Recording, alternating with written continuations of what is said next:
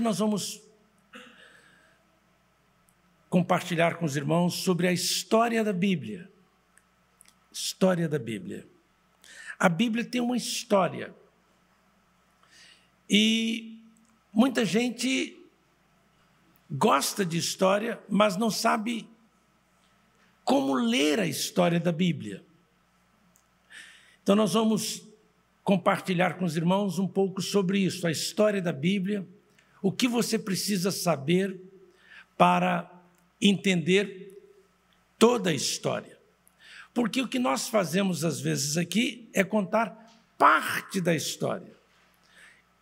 E, às vezes, nós ficamos tão concentrados na parte que nós esquecemos do todo.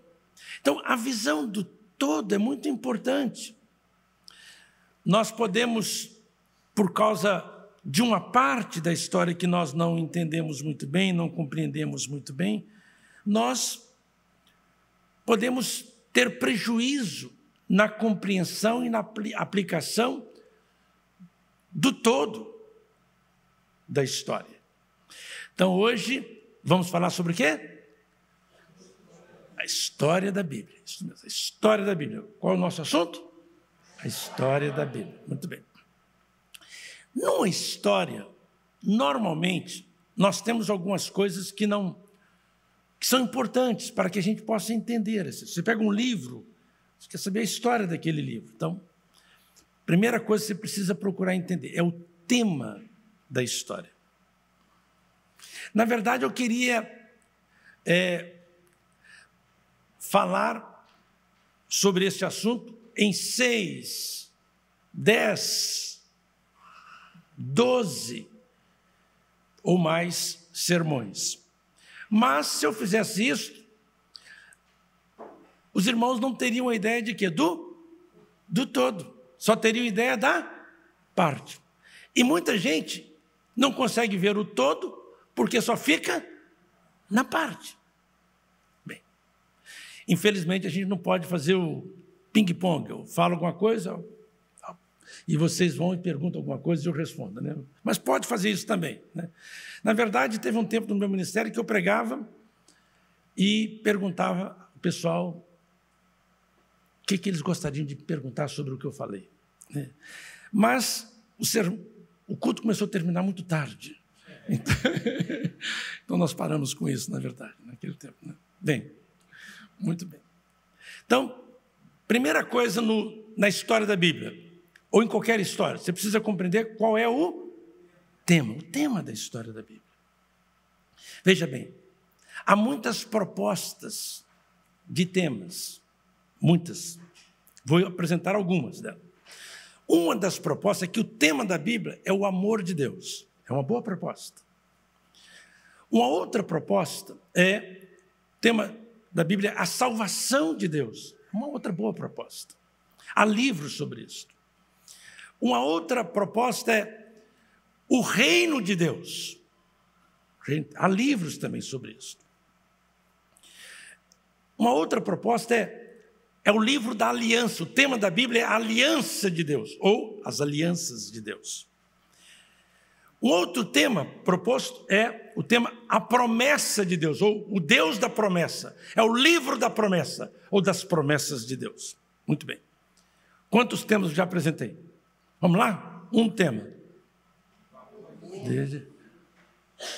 São de Deus. Aliança. Promessa. O reino de Deus, não é verdade? Muito bem. Há um outro tema proposto, muito interessante, sobre o tema da Bíblia sobre o pecado. É a história do pecado. É a história da vida da humanidade. Esse é um outro tema muito interessante que há estudiosos da Bíblia que propõem isso. O tema da Bíblia é isso, baseados, inclusive, em 2 nomes da Bíblia, que é o nome Adão e Eva. Adão em hebraico, Adão, ele não é só Adão. Por exemplo, quem é que pode abrir sua Bíblia aí em Gênesis 3, versículo 20, por exemplo?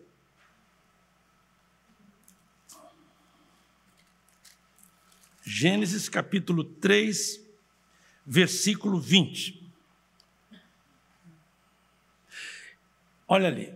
Quem é que tem? E chamou o homem o nome de sua mulher, mas aí chamou Adão, não é verdade? Quem é que tem homem ao invés de Adão, na sua Bíblia? Então, na Bíblia do pastor Moisés está homem. Quem é que tem homem no versículo 20? Lá atrás também, gente, tem homem. Veja bem. Então, a palavra é Adão. Essa palavra ocorre várias vezes, centenas de vezes na Bíblia. E nem sempre é traduzida com nome próprio. Então, homem é um substantivo simples, comum. Adão, substantivo próprio. Uma outra possibilidade de tradução é a humanidade, né?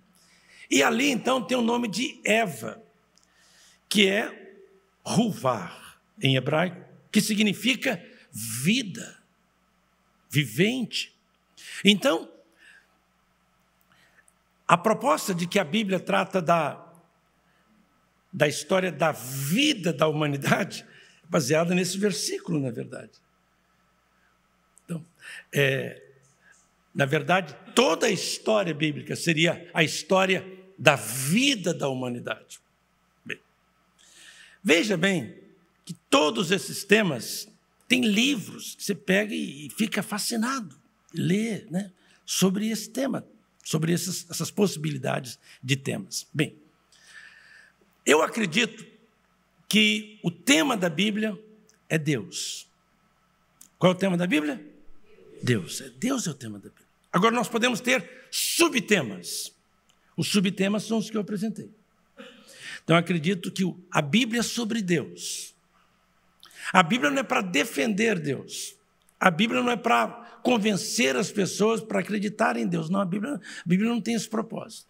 Os escritores da Bíblia, eles escrevem para uma comunidade que crê em Deus. Então, a Bíblia foi escrita para os servos de Deus, para o povo de Deus. E é claro que o povo de Deus, lendo a Bíblia, pode falar sobre esse Deus e ser testemunha desse Deus para as pessoas e convidar as pessoas a crerem nesse Deus. Então, o tema da Bíblia é sobre Deus, sobre a humanidade que Deus criou, sobre as alianças de Deus, as promessas de Deus, o amor de Deus, sobre todas essas coisas. Então, veja bem que nós poderíamos ficar hoje só no primeiro ponto, não é verdade? Mas isso é uma coisa que você precisa compreender para se deliciar com o quê? Com a história da Bíblia. Para ficar empolgado. Porque você pode começar a ler a Bíblia e ver um personagem, meu, que coisa horrível esse personagem. E pode fechar a Bíblia. Porque você esqueceu o quê? O tema da Bíblia não é aquele personagem.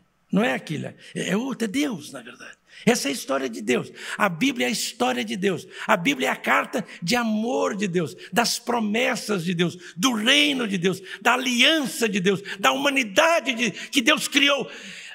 A Bíblia é sobre Deus, na verdade. E tudo relacionado a Ele, na verdade. Como Ele trata o pecado e tudo mais.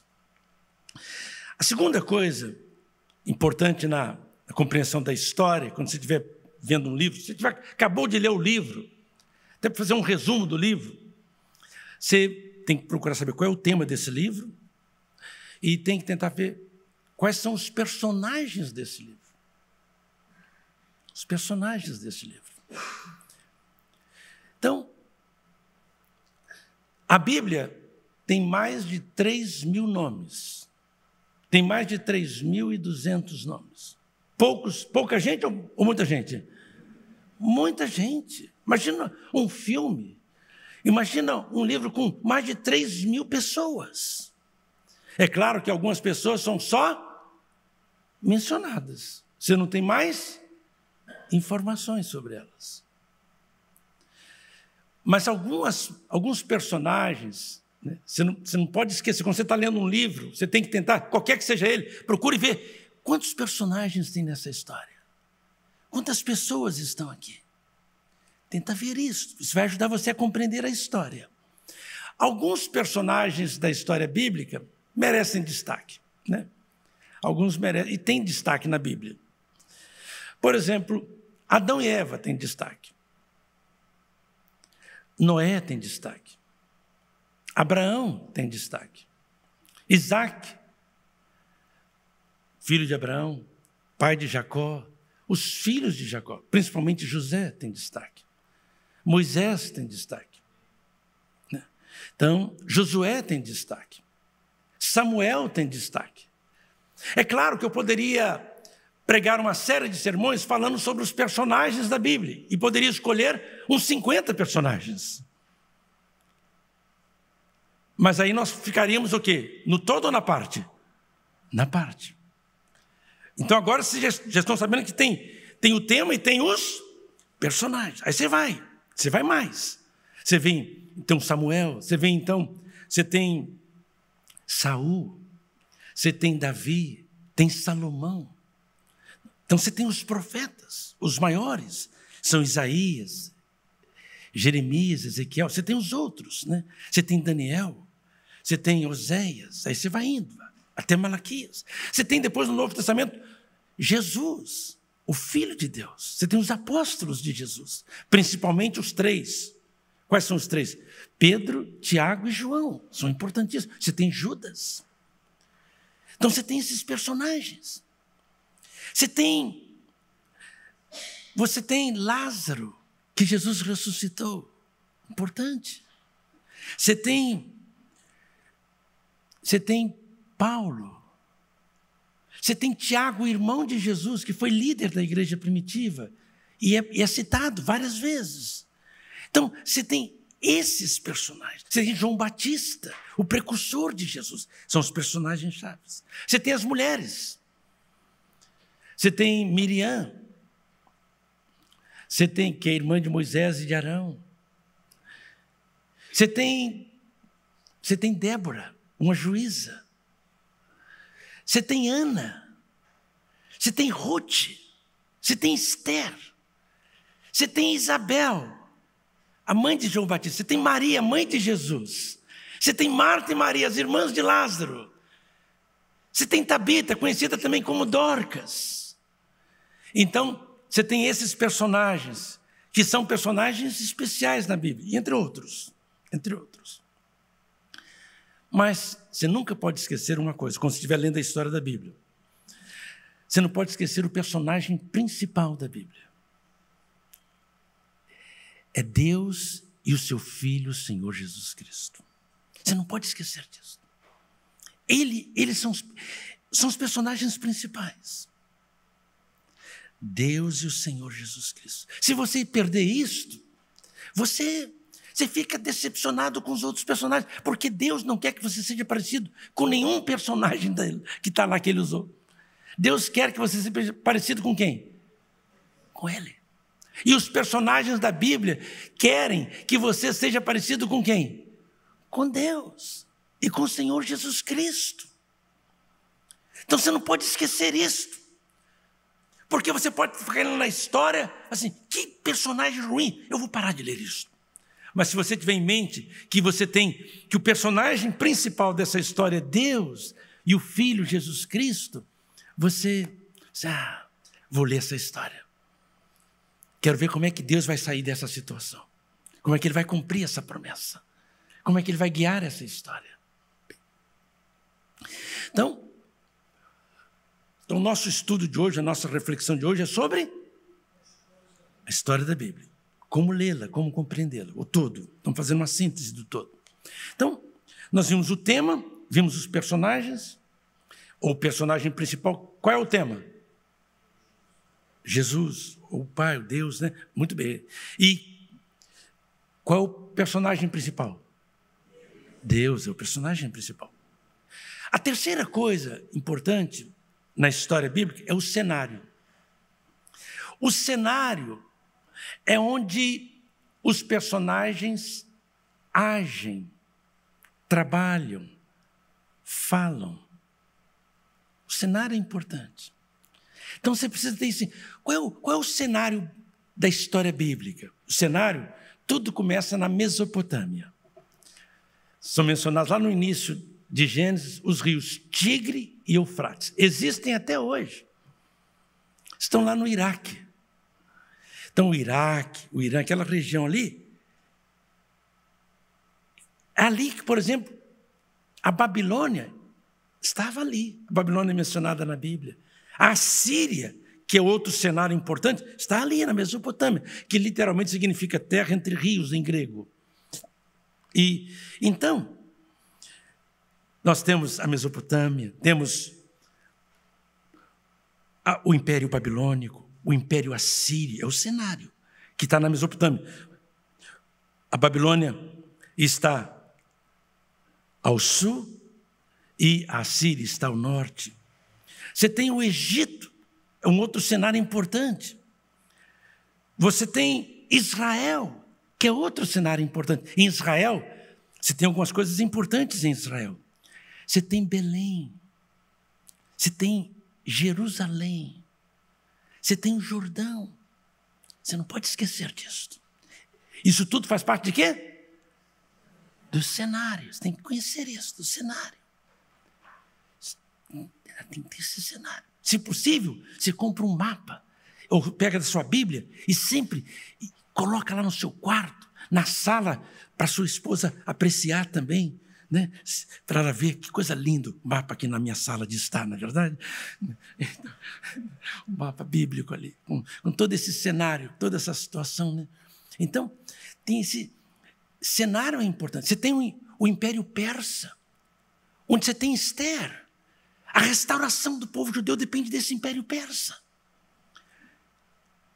Você tem Neemias vindo do Império Persa. Você tem Ciro sendo profetizado por Isaías, o profeta, falando do imperador persa. Então, o Império Persa é um cenário importante.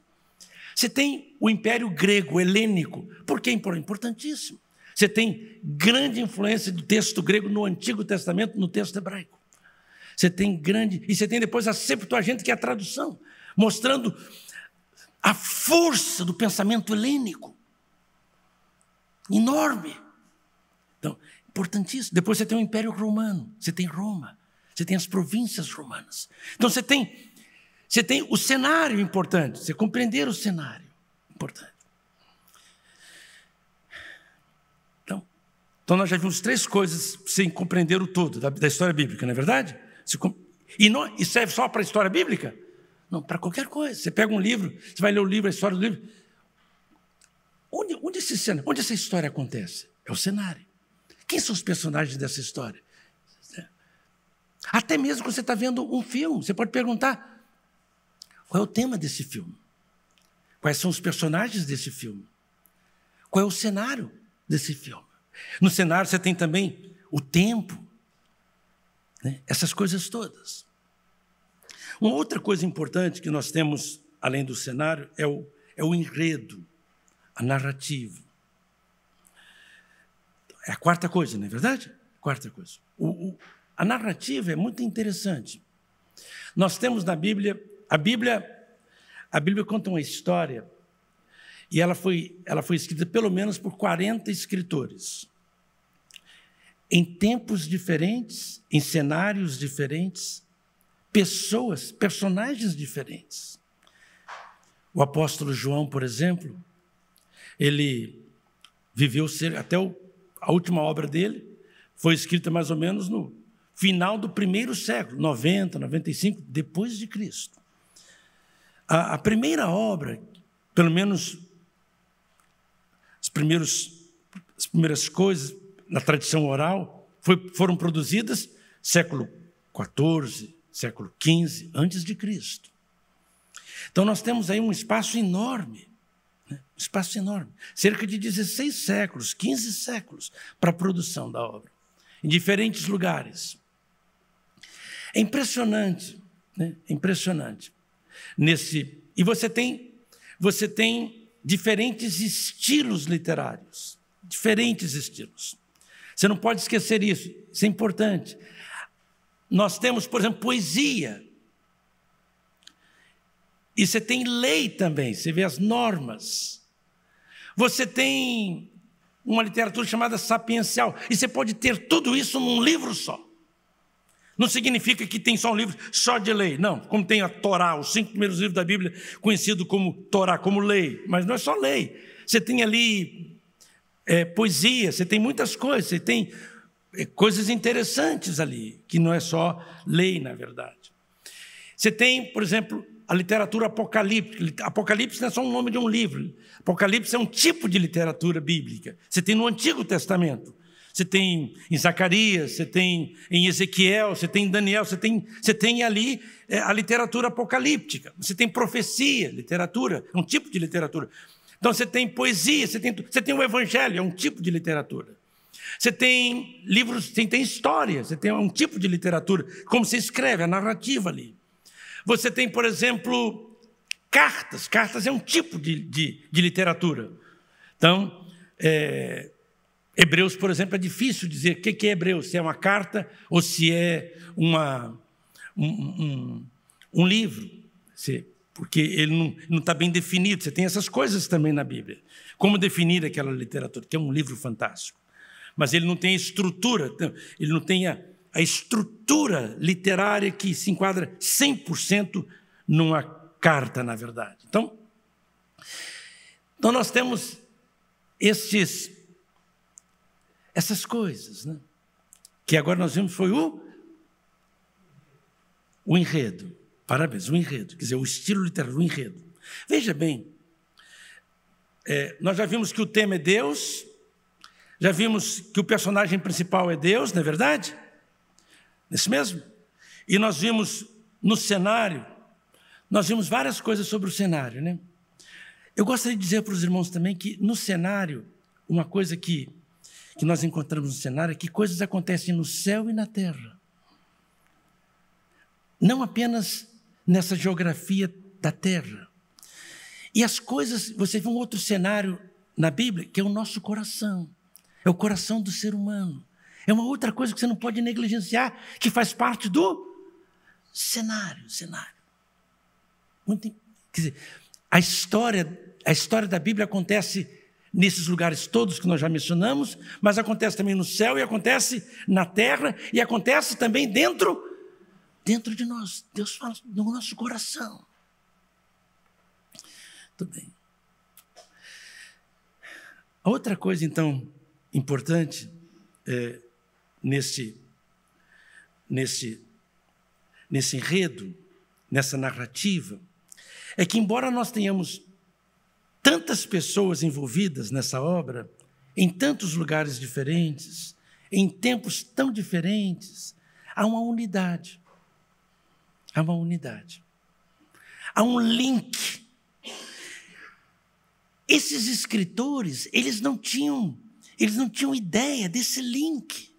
Mas Deus, porque a Bíblia diz que a palavra nunca foi produzida por vontade de homem algum, mas que os homens, Pedro escreveu isso na sua 2ª carta, no capítulo 1, lá no finalzinho diz, mas os homens de Deus falaram movidos, inspirados pelo Espírito Santo. Então, a Bíblia, embora tenha vários escritores, tem um autor só, é Deus. E você percebe como é que as coisas estão ligadas. Se abre, por exemplo, capítulo 1 de Gênesis, e você vê que no princípio criou Deus os céus e a terra era sem forma e vazia, e o Espírito de Deus movia sobre a face das águas. Então, as águas ali, o Espírito de Deus ali, as trevas ali, as trevas. E Deus colocando ordem, vida, organizando tudo isso. Se vai ler um pouco mais à frente, você encontra essa história sendo repetida de uma maneira diferente na história de quem? De Noé. Há destruição. E Deus vai e pega o homem e coloca na terra de novo. Essa terra que ficou cheia de água. Depois você vê saindo da água Israel, que passa pelo Jordão, pelo Mar Vermelho. Depois você vê de uma hora para outra, para pisar na terra, em direção à terra da promessa.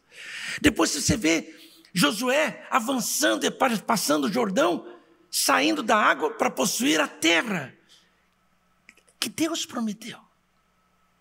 Depois você vê Jesus sendo mergulhado no Jordão e saindo da água para estabelecer o seu reino, o seu governo. Aí você vai vendo o link, você vai fazendo o link de tudo isso. Você vê lá, por exemplo, Deus falando para a mulher, ó, e para a serpente, ó, que o filho da mulher nasceria, esmagaria a cabeça da serpente. Quando você abre o Novo Testamento, você lê que Jesus é aquele que esmagou a cabeça da serpente. Você lê lá no Apocalipse, a serpente é o dragão. O diabo, a antiga serpente, que engana. Você vai vendo o link todo, na verdade. Coisa impressionante. Você abre o Novo Testamento e você descobre que a primeira frase, o primeiro versículo do Novo Testamento fala de Abraão, que aparece no capítulo 11 de Gênesis, no capítulo 12, quando Deus diz, olha, da tua semente, em tua semente serão benditas todas as famílias da terra. E o Novo Testamento abre dizendo, esse é o Bíblios, de onde nós temos Bíblia, esse é o Bíblios de Jesus Cristo, né? Jesus Cristo. Aí vai falando, o filho de Davi, o filho de Abraão, está lá. Então, você vai vendo todo esse link dessas coisas no enredo, são coisas maravilhosas, na verdade. Então você percebe, você tem que entender isso. Então o enredo tem um autor, embora vários escritores. Um autor e vários escritores. Um autor usando vasos como nós. Perfeitos? Imperfeitos. Mas quando você vai pegar a água, você não pode ficar olhando a caneca. Se você está com sede. Certo? Sim ou não? Não, a água é boa. A caneca não é. A caneca é velha, mas não tem problema não. O que importa é a água. Aí você bebe a água, né?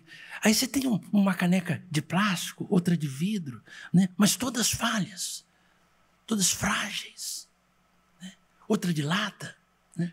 Somos nós, seres humanos, frágeis. Os canais são frágeis. A pessoa, quando não compreender o todo da história bíblica, ele pode ficar empacado, paralisado, aborrecido, porque ele está diante apenas de um aspecto, de um detalhe, e não do todo, não tem a visão do todo, na verdade.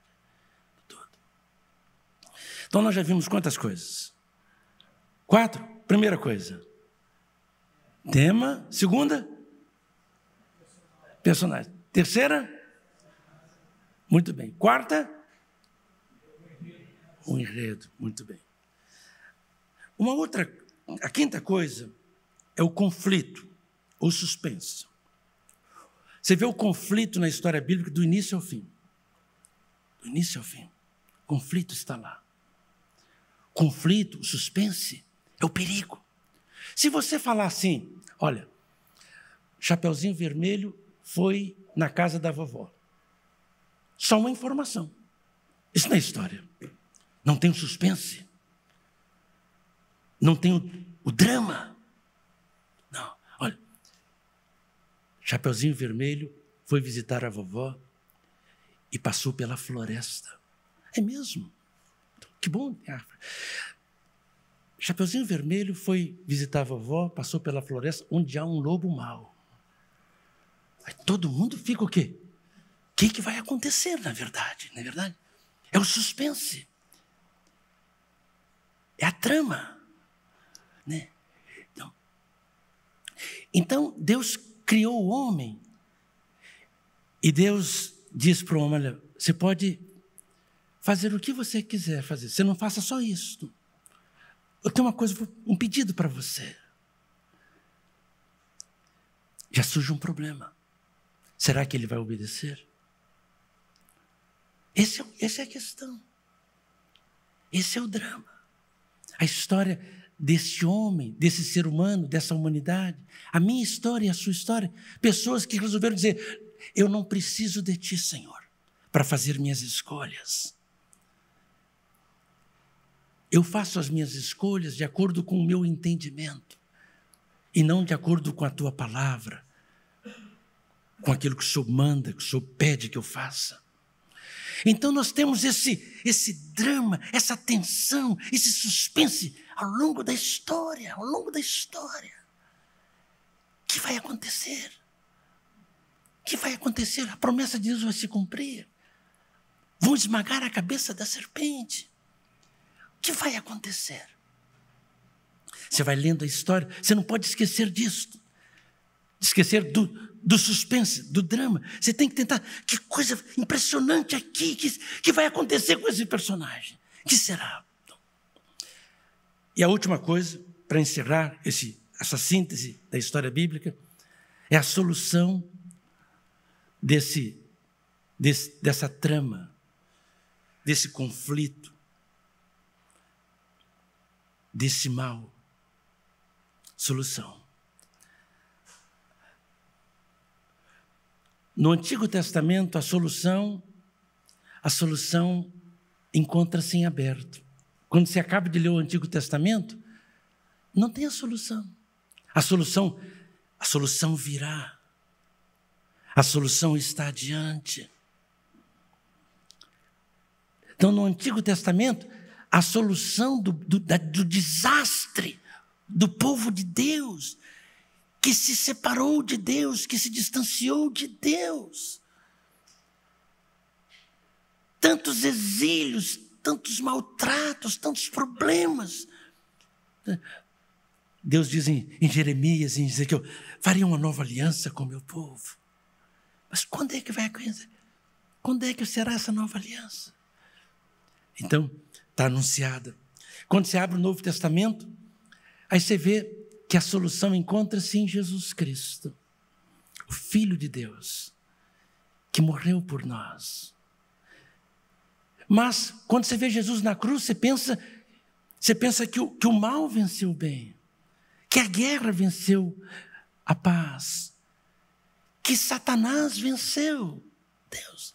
Mas depois você vê que Deus ressuscita o Filho dele e dá um nome para ele que é sobre todo um nome. Aleluias! Solução do conflito, do suspense, Jesus triunfando. Então você vê esse coroamento da solução. Mas você ainda vê no Novo Testamento o Império Romano maltratando, os cristãos sendo expulsos da sinagoga. E você percebe então que o reino de Deus começou dentro de nós, mas ainda não está implantado na terra, no mundo, entre os homens. Então você percebe no Novo Testamento que a solução já, mas ainda não. Como é que é? Já. O reino de Deus já começou, já está implantado, mas ainda não. E você percebe que a solução definitiva do mal, da maldade, até no Novo Testamento, é apontada para frente, como no Novo Testamento. A solução definitiva está na frente.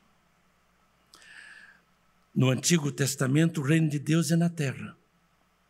Mas eles descobrem no final do Antigo Testamento que não é na terra, que Israel está destruído. No Novo Testamento, nós encontramos que o reino de Deus é no nosso coração, é na nova humanidade que Deus está construindo. E que Deus tem preparado, de acordo com o apóstolo João, no capítulo 21 do Apocalipse, um novo céu e uma nova terra, onde nós habitaremos. Nesse novo céu e nessa nova terra, essas duas realidades não serão antagônicas, estarão juntas como no início da história, onde a terra era o céu e o céu era na terra.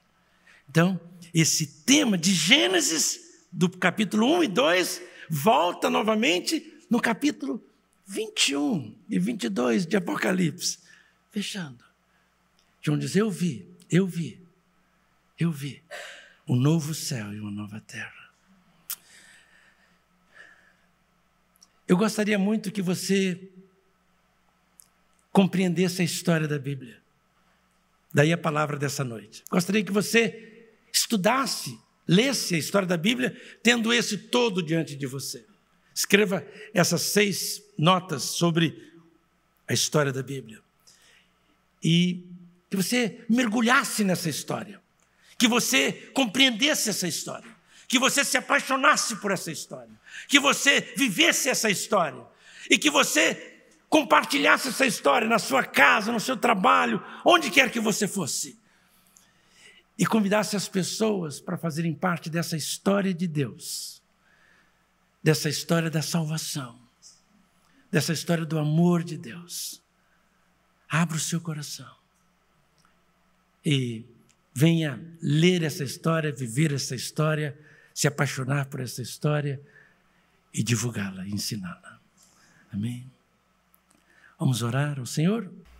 Que o Senhor te abençoe e te guarde. Amém. Que o Senhor faça resplandecer o seu rosto sobre ti. Amém. E que Ele tenha misericórdia de ti. Seja. Que o Senhor sobre ti levante o seu rosto. Que Ele te dê paz. Que a graça salvadora de Jesus, Amém. que o amor de Deus, o nosso bom Pai, que a comunhão e a consolação do Santo Espírito do Senhor conosco sejam e com todo o povo do Senhor, desde agora e para sempre.